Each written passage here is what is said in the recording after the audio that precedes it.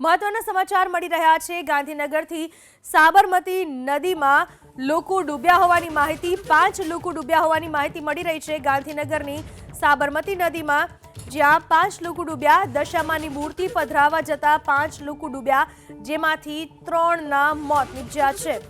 ગાંધીનગરની સાબરમતી નદીમાં આ દુર્ઘટના બની છે જ્યાં 5 લોકો ડૂબ્યા અને તેમાંથી 3 લોકોના મોત થઈ ચૂક્યા છે આ તમામ લોકો ગયા હતા દશામાની મૂર્તિ પધરાવવા માટે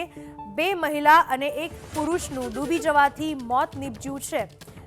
આ વિશે વધુ માહિતી આપવા આપણી સાથે જોડાઈ ચૂક્યા છે મારા સંવાદદાતા વિપુલ બાલધા વિપુલ ક્યારે કઈ રીતે આ દુર્ઘટના બની જી જે પ્રકારે દશામાનું વ્રત જે છે તે અનેક પરિવારો ઉજવતા હોય છે અને ગઈકાલે જ આ વ્રત પૂરું થતા આજે વહેલી સવારે જે પરિવાર છે તે દશામાની મૂર્તિ પધરાવવા માટે સેક્ટર 30 ખાતે આવેલ સાબરમતી બ્રિજની નીચે પહોંચ્યો હતો અને ત્યાં અકસ્માતે આ પરિવારના સભ્યો જે છે તે ડૂબ્યા હતા ફાયર બ્રિગેડને કોલ મળતા જ ફાયર વિભાગની ટીમ તાત્કાલિક ઘટના સ્થળે પહોંચી હતી અને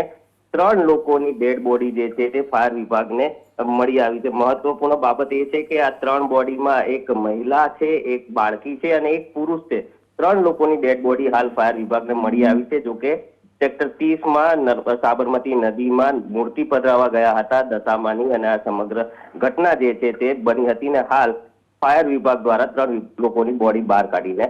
હાલ કાર્યવાહી શરૂ છે બાકીના બેની શોધખોળ ચાલુ છે કે કેમ તેના વિશે શું માહિતી મળી રહી છે અને બંને મહિલા હતા પુરુષ હતા જે ગુમ છે કે શું છે હજુ ફાયર વિભાગને જે કોલ મળ્યો હતો તેમાં લોકો ડૂબ્યાની માહિતી મળી હતી 5 લોકો ડૂબ્યા છે એવી માહિતી નથી જોકે 3 લોકોની ડેડ બોડી જે છે ફાયર વિભાગની ટીમને મળી ચૂકી છે અન્ય